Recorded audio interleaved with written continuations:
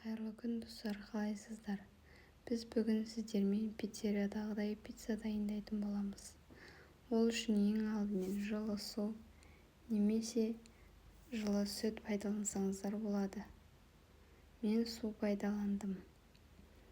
Содан соң 2 шай қасық тұз. Міне көріп тұрғандарыңыздай жақсылап араластырып аламыз. Содан соң аштығымызды салып, осылай жақсылап ерітіп қозғап аламыз.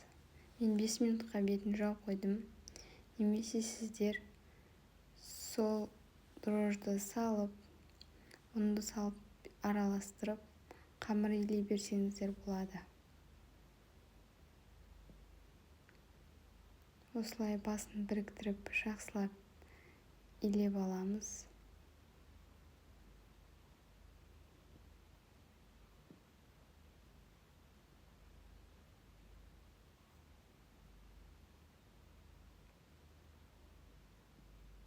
Төрт 500 граммдай ұн кетеді. Уайымдамаңыздар. Осылай қатты илей берсеңіздер болады, көтеріледі.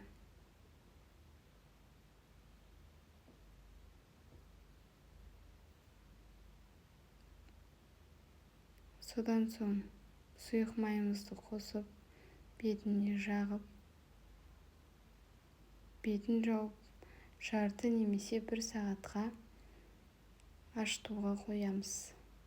Оған дейін сіздер не қосып дайындағыларыңыз келеді? Мен маргарита және пепперони пиццасын дайындадым. Міне, қамырымыз көтеріліп шықты. Теңде 3 бөлікке бөліп алдым.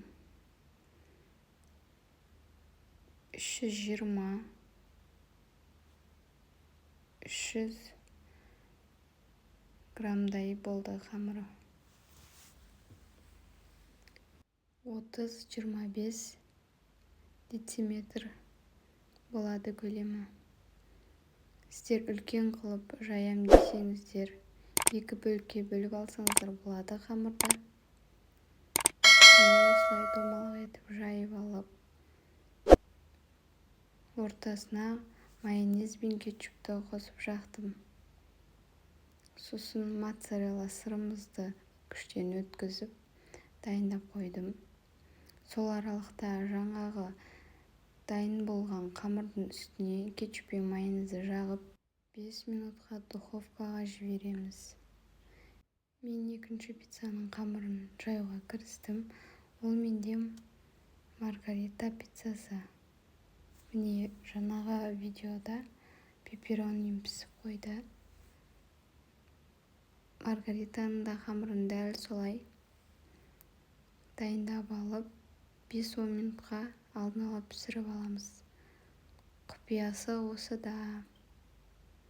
Осылай пісіп шыққан соң помидорымызды бетіне қойып, бетіне алдын ала үккіштен өткізген сырымызды сеуіп, 10 минутқа немесе 6 минутқа салып алсаңыздар болғаны. Іші толықтай пісіп шығады.